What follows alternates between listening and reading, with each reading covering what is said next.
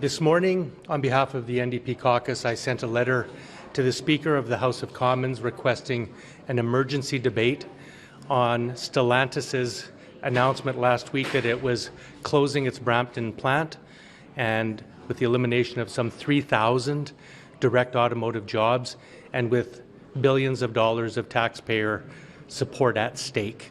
This follows, as you know, an announcement from General Motors the week before, closing its Oshawa plant, putting another 2,000 Canadians out of work.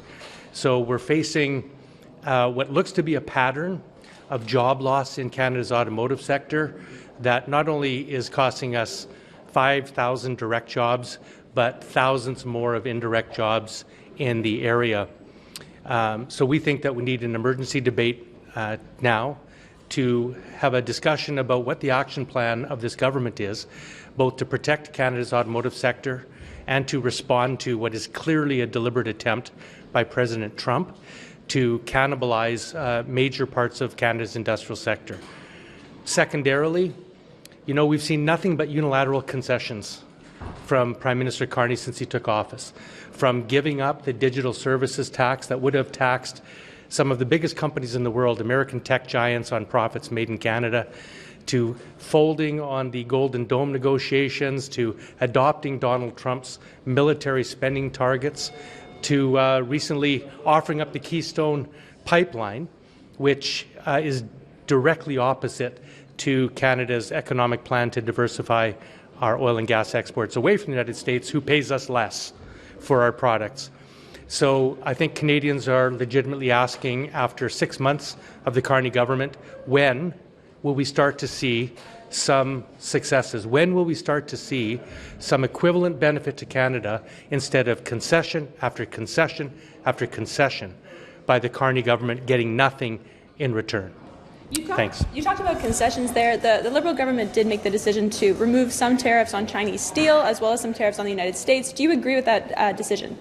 Well, it hasn't worked, has it? I mean, Mr. Carney removed retaliatory tariffs against the United States, and I've seen nothing in return. And that's really the issue is, you know, we understand in bargaining that there's occasionally a requirement to give something, but generally you get something in return. And we're seeing nothing in return from Donald Trump. Specifically on Chinese steel, just on Chinese steel, they're saying that they will allow Chinese steel to come in for projects, even some down the road on Albert Street. You know, do you want to see that replaced with Canadian steel? Are you upset with that decision at all by the federal government?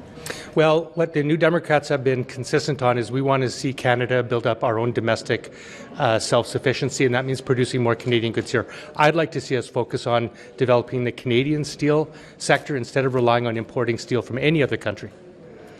Donald Trump was pretty clear about that. He wants to eat out the Canadian auto sector. What more can you do?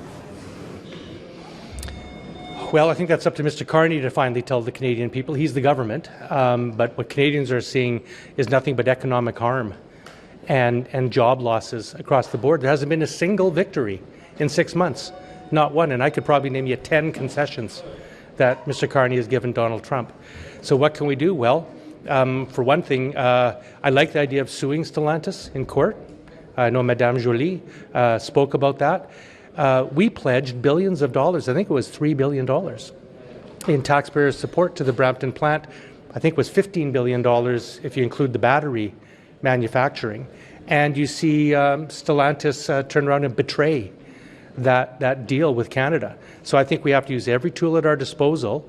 And we have to realize the gloves are off with Mr. Trump. This policy of appeasement and unilateral concession by Prime Minister Carney is not working. Besides the fact it's the opposite of what he told Canadians he would do during the election. The comments on the leader of the opposition, Pierre Poilievre, said that Justin Trudeau should be jailed for the Aga Khan trip. He also said that radical left is getting violent towards the right. Many questions on that.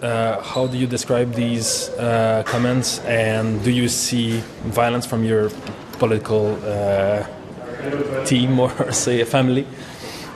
Look, the last thing Canada needs is the disturbing kind of rhetoric that we hear from south of the border.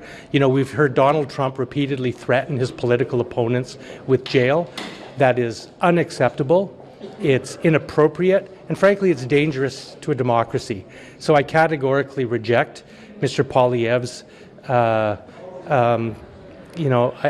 I think irresponsible comments calling for any political opponent to be jailed. I think that's wrong. I think he should apologize for it. In addition to that, I thought Mr. Poilievre's comments questioning the integrity of the RCMP is also reminiscent of Donald Trump, who is politicizing the justice system, politicizing the police system. These are not only irresponsible comments, but frankly, they undermine our democratic traditions and institutions, and they're wrong. So I think that Mr. Poilievre is treading on some dangerous ground. In terms of violence from the left, I don't think any Canadian wants any political violence of any type from anybody.